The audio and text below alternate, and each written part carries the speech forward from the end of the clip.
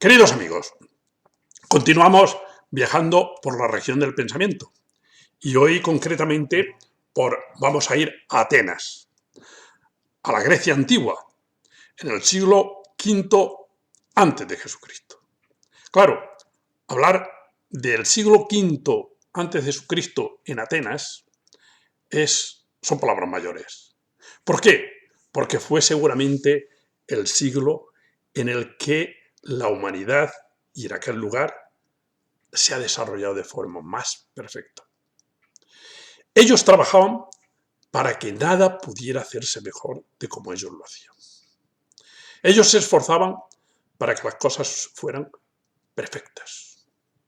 Y en ese siglo, o en gran parte de ese siglo, va a vivir el filósofo al que nos referiremos hoy, que se llamaba Anaxágoras de Claxomene. Él no había nacido en Atenas, pero viene a Atenas y va a vivir gran parte de su producción filosófica en Atenas. Y además va a tener la suerte de vivir en los primeros planos de la política, porque era amigo de Pericles y además era el inspirador o el asesor de Pericles. Bien, Anaxágoras es un filósofo, yo creo que es un filósofo incluso simpático, que tiene cierto sentido del humor, pero es un filósofo profundo. Pertenece a la tradición jónica de la investigación libre, movido solo por la curiosidad y una actitud puramente científica y filosófica. Fue el primero que escribió en prosa.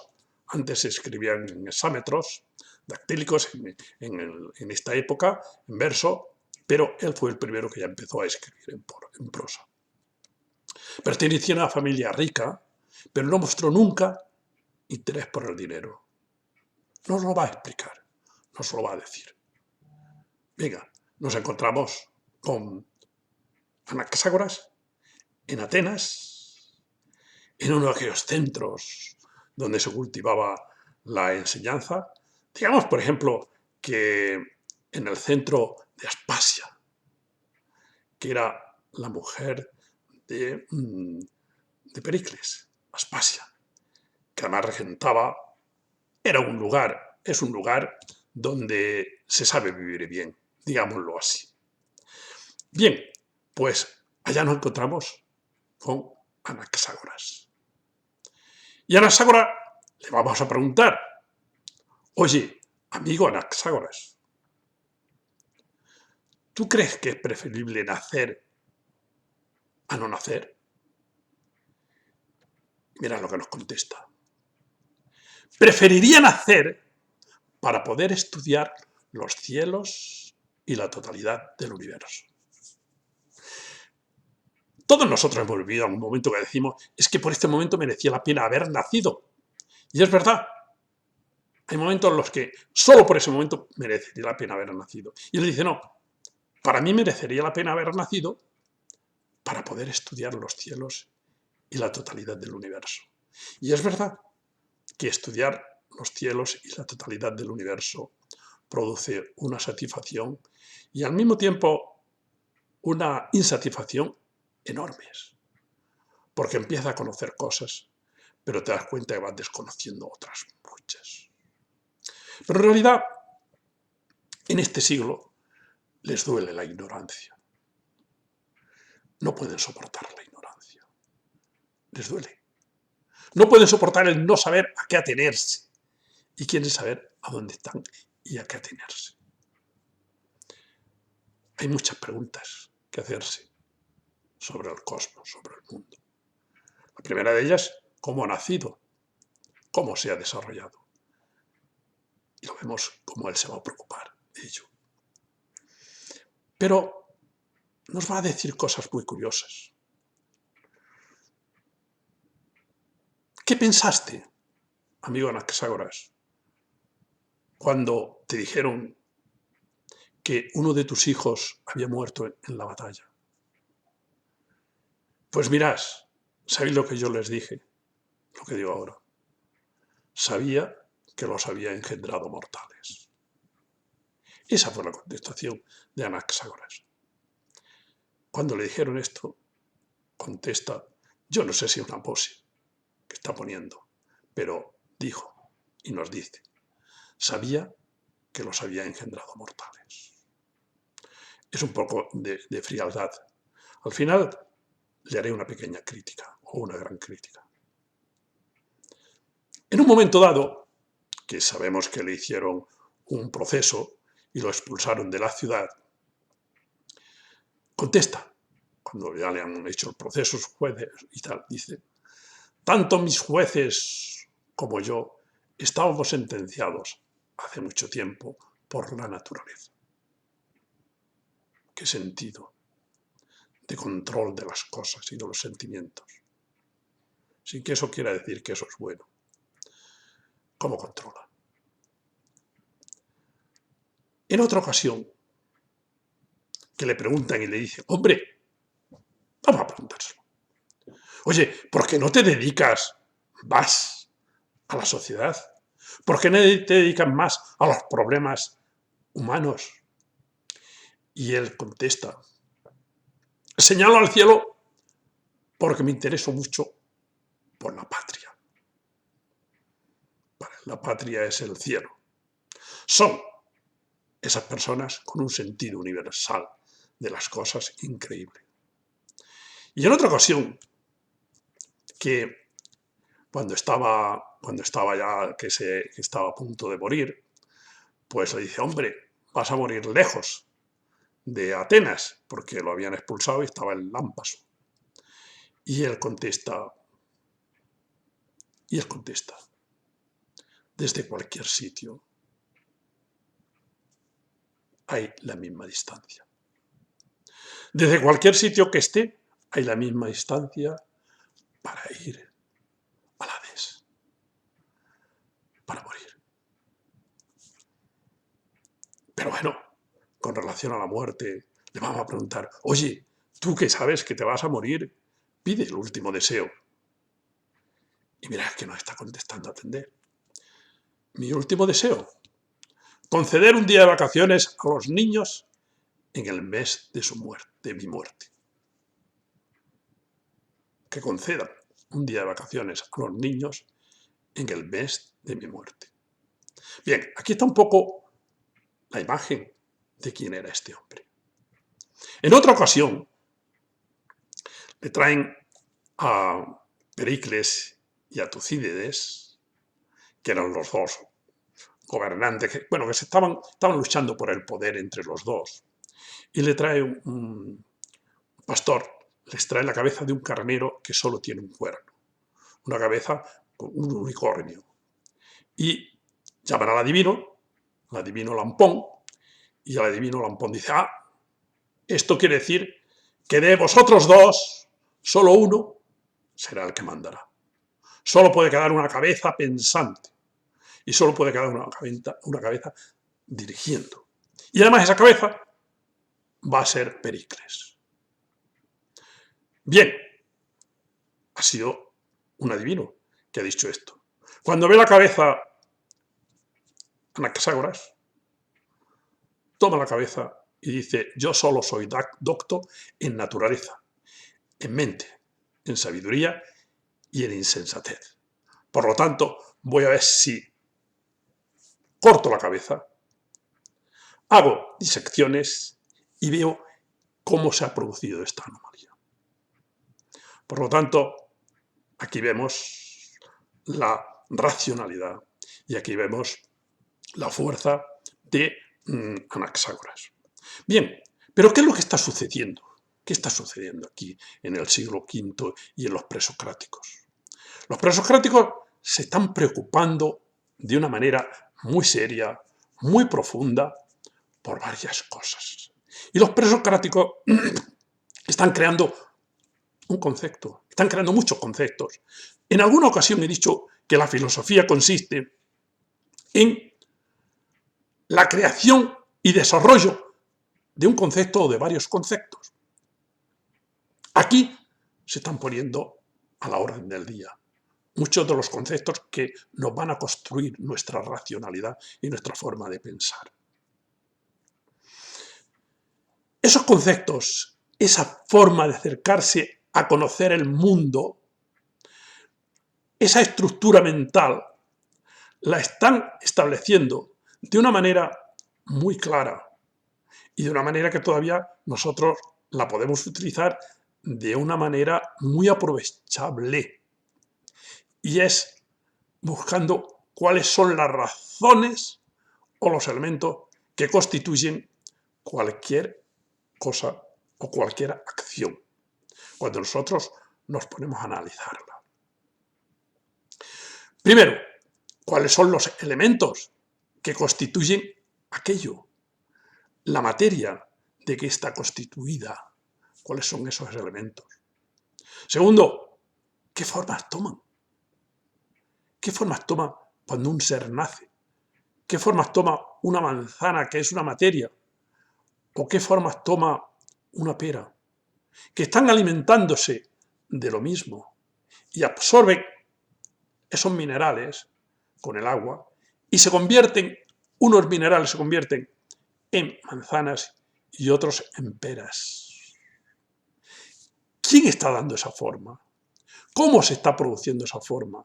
¿Cómo se están dando esas maneras de realizarse y de ser del mundo? Pero en tercer lugar, y está muy importante, y esta lo va a tratar muy bien Anaxágoras, es ¿cuál es la causa o el elemento que con su acción y con su fuerza hace que esto pase de ser agua o mineral a convertirse en una pera o en una manzana? ¿Qué es lo que hace que se pongan las estructuras en acción, que se establezcan y que el mundo vaya tomando sus formas? ¿Qué es lo que lo hace?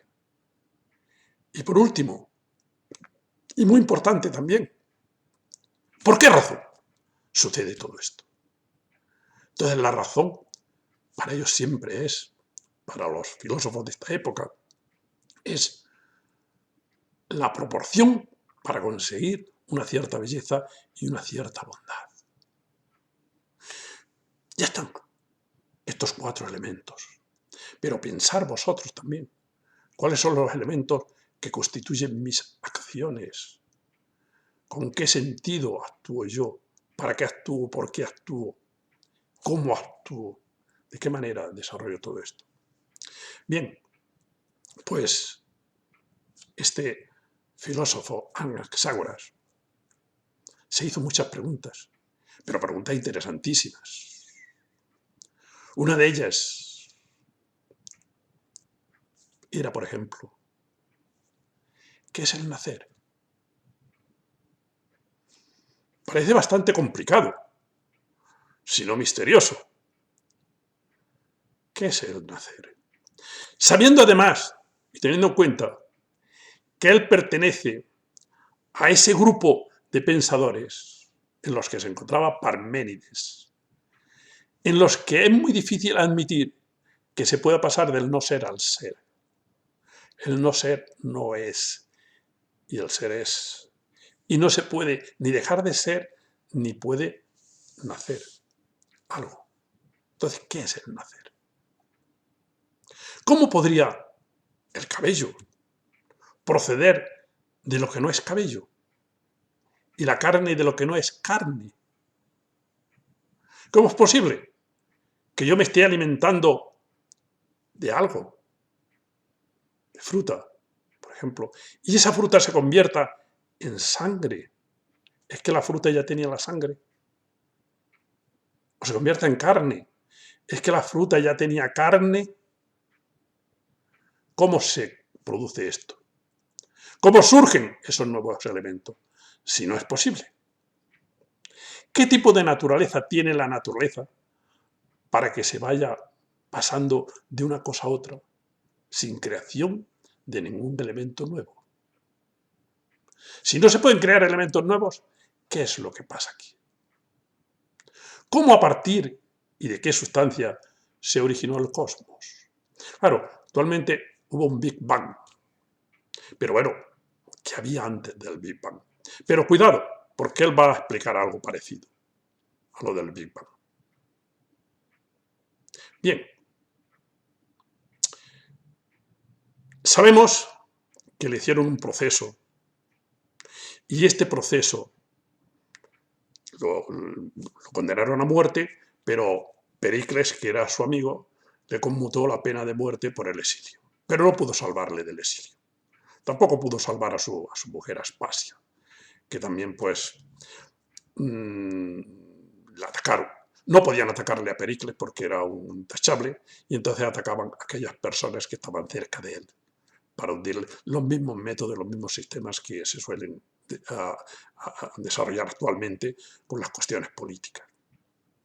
Bien, le hacen un proceso. ¿Por qué? Fijaros vosotros, en un siglo como este, como hay todavía fanáticos increíbles, ¿no? Un tal Diópites, que era un fanático religioso, presentó un decreto ley contra quien no creyera en las cosas divinas. Pero podían presentar un decreto ley, cualquiera. Lo podía presentar en la asamblea y exponía sus razones y la asamblea decidía y decidían y lo que decidía la asamblea había que hacerlo. Un sentido de la democracia también, bueno, lo que dice el pueblo es lo verdadero y es lo mejor, sea como sea. Platón se va a reír mucho de esto. Bueno, se va a reír. Le va a poner muy nervioso, porque él cree que la verdad tiene unos datos y el pueblo pues tiene otros. El pueblo es la masa, lo que decide la masa, y la verdad tiene unas características en sí mismas, unas propiedades y unas cualidades. Pues es un sistema que ya cuando lleguemos a Platón ya lo hablaremos. Bien, le hacen este proceso, y le hacen este proceso porque él dijo que el sol era un trozo de piedra incandescente, era una roca incandescente. Y eso no se podía hacer. Pero bueno, sabemos que también condenan a Galileo, ya en épocas mucho más avanzadas, y condenan a Galileo porque dice que el Sol no se mueve, que es la Tierra la que gira alrededor del Sol. Y lo condenan, y se han condenado a personas por decir cosas muchísimo quizás menos escandalosas. Pero a él lo condenan. ¿Pero qué le había pasado a él? Él estaba seguro de que todo era materia. En el año 467 cayó un gran meteorito en Egospótamos. Y en Egospótamos, cuando cae ese meteorito, van la gente, cae incandescente, una piedra ardiendo. Van, y parece ser que él también había ido a ver qué era aquello. Y ven que en realidad es una roca, que parece ser que todavía se conserva. Una roca. Entonces, esa roca se da cuenta que en realidad procede del cielo y por lo tanto son rocas que están ardiendo. Y por defender esto, lo van a condenar. Bien, se va, se exilia y se va a Lámpaso, y allá en Lámpaso va a morir en poco tiempo. Escribió escritos sobre física y escribió escritos sobre los primeros principios sobre la materia y la causa motriz, fundamentalmente, como el origen y la constitución presente del cosmos. El cosmos actualmente está en esta situación.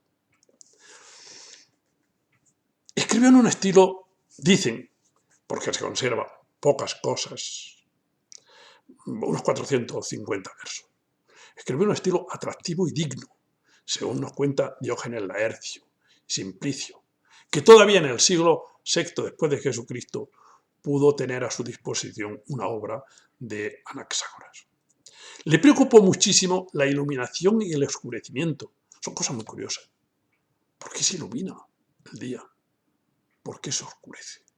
Pero en lo más profundo de todo ello, todavía no tenían la estructura para podérselo plantear, en lo más profundo es, ¿qué es la luz? ¿Cómo se ilumina la luna? ¿Cómo se producen los eclipses? ¿Qué son los resplandores? Esto parece ser que le preocupaba seriamente. Pero él se pone en una nueva dimensión. Él se basa en un axioma que es que lo que es y lo que no es, no es. La nada no existe. Y con esta pregunta, ¿qué es el nacimiento? ¿Qué es nacer? Y mirad lo que nos dice. Mirad lo que nos dice de qué es el nacer. Dice,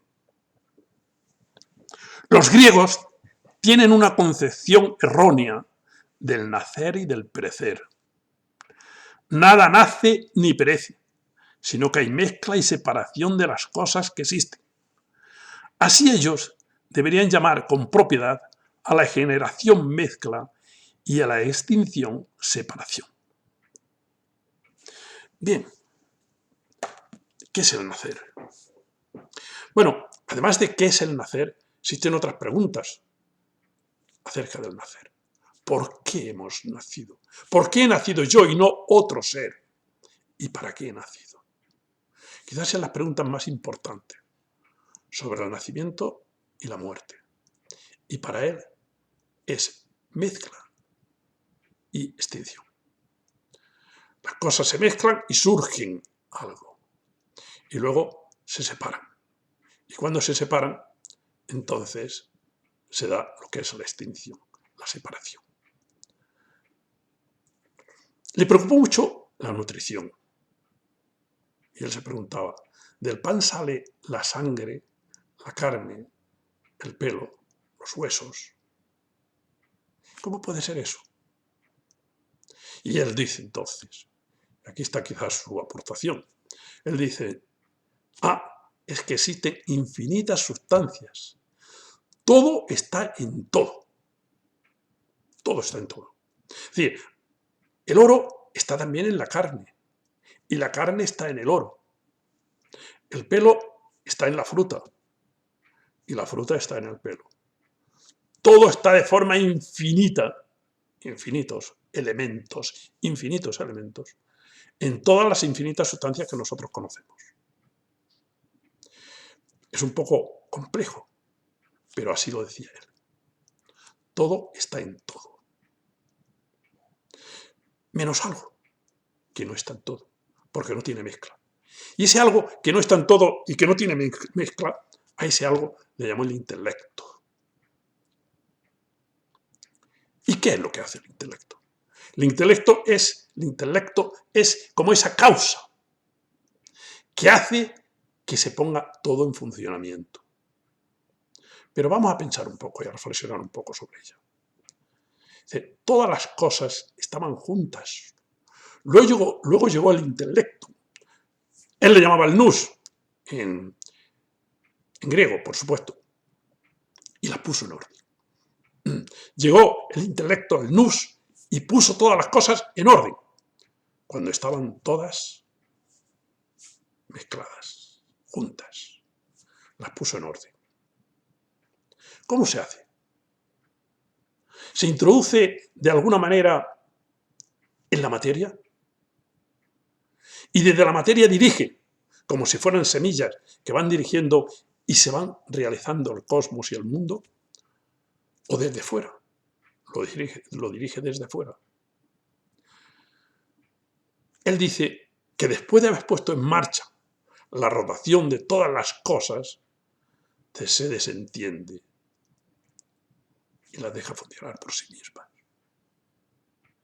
Pero vosotros cómo nos están poniendo las bases de lo que luego va a hacer el cristianismo. ¿Cómo va a aprovechar todas estas estructuras para establecer lo que es la base del cristianismo? Lo que es la base de una racionalidad, de Dios, de la divinidad y tal. Esta razón está en las cosas y está fuera de las cosas. En algunas cosas sí que está dentro. Por ejemplo, en las cosas vitales. Por lo tanto, ese intelecto, ese nous, tiene una parte que está fuera y que es diferente y que es de otro tipo de lo que es la materia. No tiene mezcla. No puede tener de las demás cosas, porque si tuviera de las demás cosas se descompondrían. Y entonces el intelecto fenecería.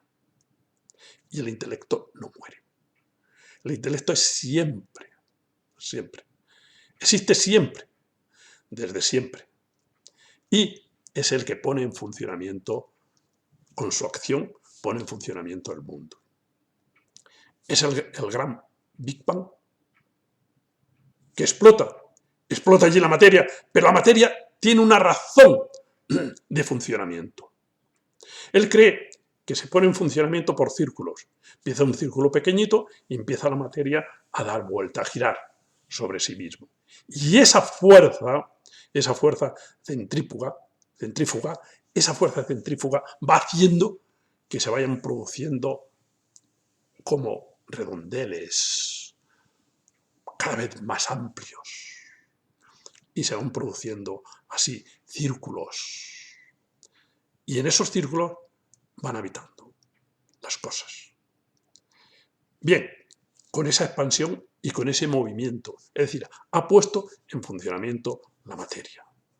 Este intelecto es muy sutil y no está en todas las cosas. Es decir, no todas las cosas están en él. Él seguramente sí que está en todas las cosas. Bien, pensemos en algunas ideas que tenemos ya. Por ejemplo, en Anaximandro. En Anaximandro, ¿cómo era la Peiron? No está en las cosas. Es decir, las cosas no están en él, pero él sí que está en las cosas. El ser está en el ente, pero el ente no está en el ser. Tiene, en comparación con todas las demás cosas, tiene el máximo poder, el intelecto. ¿Es algo inmaterial? Posiblemente, pero no tenía palabras todavía para explicarlo. Todavía no tenía unos términos para explicar qué es en realidad el intelecto. Y utilizaba palabras negativas, como no materia, como separado de la mezcla. Pero en realidad, ¿qué era el intelecto? ¿O qué es? ¿Es invisible? ¿Es intangible? ¿Es entendido por el espacio? Claro, aquí está la grandeza. Los seres humanos no somos ni puramente materiales ni puramente espirituales. Ese doblete empírico trascendental que nos constituye. El intelecto para Anaxágoras es la fuente de todo movimiento. Para las cosas inanimadas es como una fuerza externa. Para los seres animados, una facultad interna. Como una facultad que dirige. Todos los hombres tienen el mismo intelecto, pero no todos lo utilizan. Para poder ser hombre, tienes que tener esa capacidad o esa cantidad de sustancia que es el intelecto. Pero no todos los seres humanos lo utilizan de igual forma. ¿Qué es lo que mueve a la materia? Porque el intelecto le hace dirigirla y llevarla de una forma teleológica a un lugar determinado. Pues eso es sencillamente la belleza y el bien. Y aquí es donde estaba el siglo V también introducido dentro de Anaxágoras. Es la proporción. Para los griegos de esta época existe una palabra fundamental, que es la proporción de todo. Las cosas tienen que tener una cantidad determinada para cada cosa o para cada acción y que sea proporcional a los fines que se está proponiendo y aquello que se está haciendo. Entonces, cuando algo se estructura con una proporcionalidad, con proporción a la belleza y al bien, se está realizando de forma perfecta. Pensar, por ejemplo, que en este siglo se estructuran los cánones de lo que es la belleza en una escultura, por ejemplo, una figura humana, cómo tenía que tener las proporciones. Entonces se buscan proporciones por todos sitios. La cabeza tiene que ser 7 veces todo el cuerpo. Y cuando aquello encajaba perfectamente con las proporciones, es cuando allí se había hecho una obra perfecta, con esas proporciones. Es decir, este nous, esta racionalidad, están haciendo con una fuerza tal que los está entusiasmando. Los está entusiasmando y todavía quiero decir, nuestros días, ese entusiasmo sigue muy vivo. Después diré algunas cosas sobre ello. Esas proporciones. ¿Qué funciones tiene el nous? Pues el nous controló la rotación universal. Hizo que todo girara en el principio. Controla a todo aquello que tiene vida. Por lo tanto, es como una especie también de alma de los seres vivos. Es consciente, es inteligente y su conocimiento no conoce límites. Es decir, puede conocer de forma absoluta. ¿Y qué es la materia? Los elementos, las homeomerías, son cosas de partes semejantes. Una cosa es un grupo de partes semejantes, pero teniendo de todo en todo. Es decir, el oro es un grupo de partes semejantes a lo que es el oro, pero que en un trozo de oro hay de todo. Cualquier sustancia, carne, hueso, pelo, está compuesta de todos los elementos. Bien, claro, me preguntan en un momento dado, ¿y un corazón está compuesto de pequeños corazones? Es una pregunta interesante. Si esto es así, claro, él diría, no está compuesto de pequeños corazones, pero sí que cualquier trozo está compuesto de todos los elementos que tiene un corazón. Porque nada puede proceder de la nada, antes al contrario. Parece que todo se ha generado a partir de todo lo demás. Todo tiene que contener, por ello, todo lo demás. Entonces, cualquier trozo contiene todo lo demás. Claro, ¿cómo podría, si no, el cabello proceder del no cabello? O la carne de lo que no es carne. Ninguna sustancia contiene la totalidad del número infinito de sustancias en igual proporción. Todas tienen, pero no en igual proporción. Volvemos aquí a la idea de la proporción. En el estado inicial estaba toda aquella mezcla y es el nous el que hace que explote. Sabemos que Anaxágoras estudió el cuerpo humano y diseccionó cadáveres y vio que efectivamente allí había cosas naturales para poder explicar, aunque se equivocó en muchas cosas.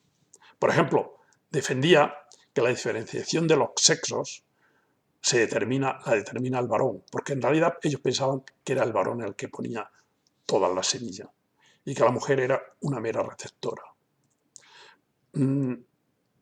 Y entonces decía que la determinación de la sexualidad, masculino o femenino, lo determina si el semen procede del testículo derecho, será varón.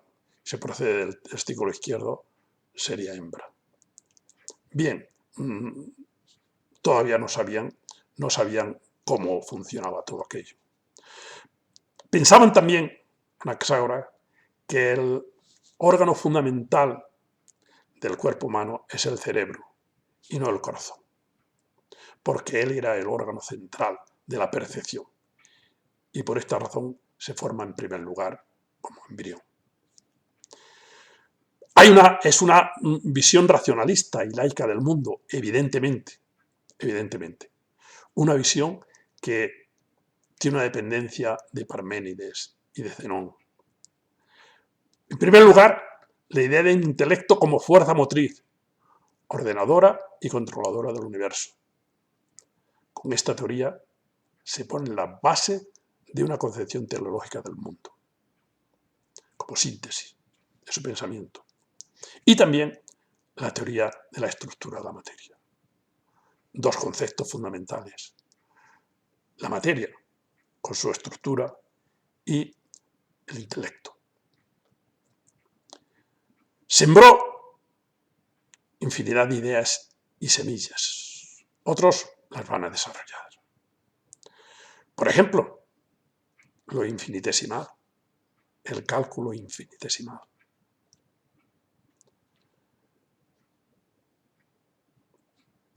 Que después se va a desarrollar en el siglo XVIII. ¿Por qué? Porque esa infinidad de elementos, esa infinidad de acciones, es lo que hace que nos replanteemos y nos planteemos todo el mundo en su situación mínima. Bien, ¿qué sucede? Pues está sucediendo lo siguiente. Aquí, en el siglo V,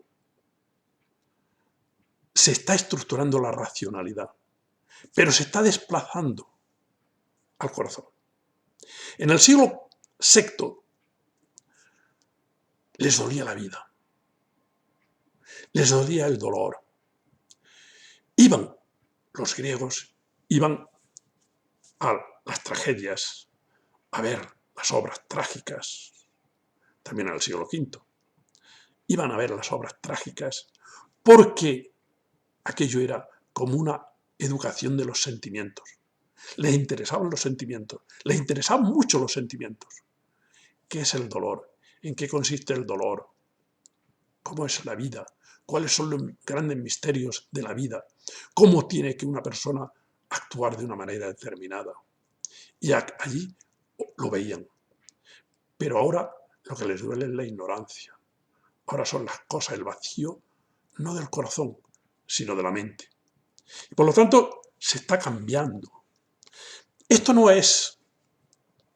sería excesivamente nefasto si no hubiera quedado desplazado o no se hubiera desplazado de forma, o no se empezara ya a desplazar de forma muy radical lo que son los asuntos del corazón, los asuntos de los sentimientos. Si nosotros leemos a Esquilo, las obras de Esquilo, nosotros nos damos cuenta, por ejemplo, los persas. Ten en cuenta que de Esquilo solo se conservan 7 obras y escribió alrededor de 80. No se conservan las otras. Pero, por ejemplo, los persas, ¿qué están pensando los atenienses? ¿Qué están pensando los griegos según les lleva a que reflexionen Esquilo? ¿Qué están pensando? Pues el sufrimiento que pudieron tener los persas cuando perdieron la batalla de Salamina. En esa batalla sufrieron, y sufrieron de forma horrorosa. Los cadáveres en el mar. Y el griego piensa también en el dolor de la guerra. Y piensa también en que esos tenían mujeres. Esos persas que han muerto tenían mujeres. Y tenían hijos o tenían padres. Y piensan en el dolor de esas personas. Esa situación de educación de los sentimientos, de darle el valor a los sentimientos, eso se va a ir desplazando. Y se va a ir desplazando porque va a ir naciendo una racionalidad excluyente. Lo que Nietzsche, como estaréis pensando, llamaba el dios Apolos y el dios Dioniso. El siglo VI y parte del siglo V han sido los mejores siglos de la humanidad, porque fueron capaces de sintetizar los dos movimientos del ser humano. El ser humano, que es ese ser compuesto de materia y de espiritualidad, si queréis, que es un doblete empírico trascendental, que es lo pensado y lo impensado. Este ser, no puede desplazarse ni hacia un sitio ni hacia otro, porque entonces deja de ser lo que es el ser humano, como decía muy bien Michel Foucault. Entonces, tiene que intentar conservar ese equilibrio, sin que el dios Dioniso desplace al dios Apolo, ni el dios Apolo al dios Dioniso. Ese equilibrio no lo hemos llegado a conseguir todavía. Se rompe en este siglo, casi al final del siglo, se rompe, y Eurípides, que es también amigo de Anaxágoras, vaya personajes, y de Pericles. Eurípides ya está introduciendo en este mundo, está introduciendo en el mundo del pensamiento, en el mundo del corazón, está introduciendo el diálogo, está introduciendo la reflexión, pero la reflexión que tiene en cuenta solamente la proporción, y que tiene solamente en cuenta la racionalidad, lo que llamamos racionalidad, pero que se está olvidando de la vida, porque la vida es otra cosa. La vida es tragedia y hay que conocerla, y hay que vivirla, y hay que intentar evitarla. Y eso es lo que se hacía en en Esquilo y en Sófocles, fundamentalmente. Y eso es lo que se hacía en los siglos anteriores. Por tanto, Protágoras es un filósofo extraordinario, maravilloso, increíble, pero es un filósofo que tenemos que estudiarlo y luego ver qué es lo que aportó, pero sin desplazar a los elementos de la vida. Claro, ¿qué es el cosmos? Pero ¿qué es lo que nace también dentro de mí cuando yo estoy en una situación terrible, que tengo que decidir, una situación dolorosa, o cuando estoy en una situación de exaltación, bailando de una manera deslocada? ¿Qué es lo que hay por allí? ¿Cómo surge todo aquello? Bien, pues todo esto que os estoy diciendo, todo esto que es sencillamente la reflexión de lo que somos, lo que eran, lo que somos y seguramente lo que seremos. Todo esto sirve para que nosotros entendamos y para que nosotros podamos efectivamente saber a qué atenernos.